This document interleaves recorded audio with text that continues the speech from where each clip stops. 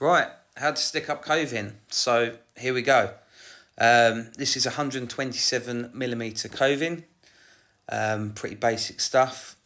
Right, plasterboard adhesive. You can stick up coving with this. A lot of people say you can't, but it's exactly the same stuff as cove adhesive. I know British Gypsum have changed their colour, but you can still use the Nauf one. So there's a tip there. Right, that is a 83mm drop there. So earlier you saw me cut these test pieces. That's a left internal, right internal. I've also done left external and right external.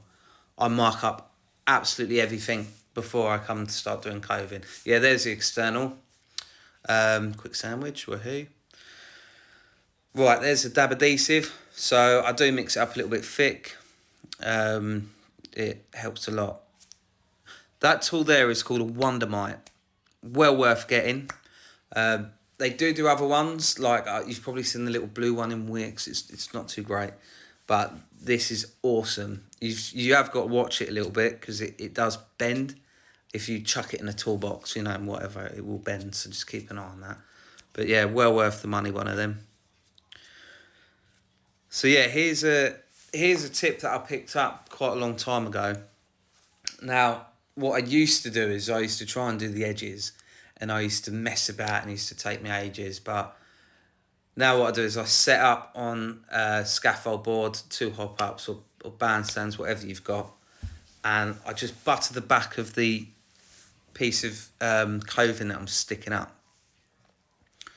And then what I'm going to do is I'm going to work it down the sides. So I'm working it down the sides now, so there'll be hardly anything on the back of it, and more sort of down them sides where it touches the ceiling and the wall.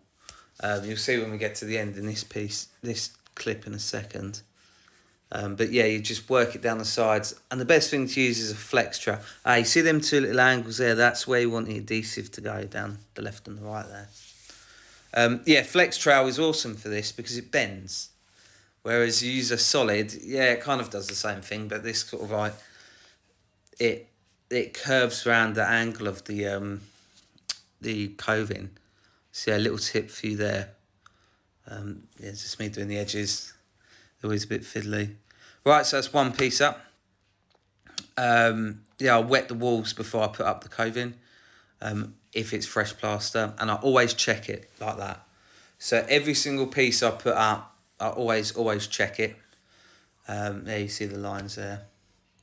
So even though I'm doing it to the lines, I'm still going to sort of check it every single time. Because if you put up one piece and you cut it wrong, there we go, there's the check. If you put up one piece and then you've cut it wrong and it's already stuck, it's an absolute ball ache to get off. You've got to clean the wall and the ceiling, it's just a nightmare. So check every single bit you're doing. And then you know you're going to be spot on.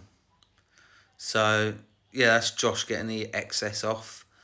So what we do at the end, once we've coved the room, we then go around.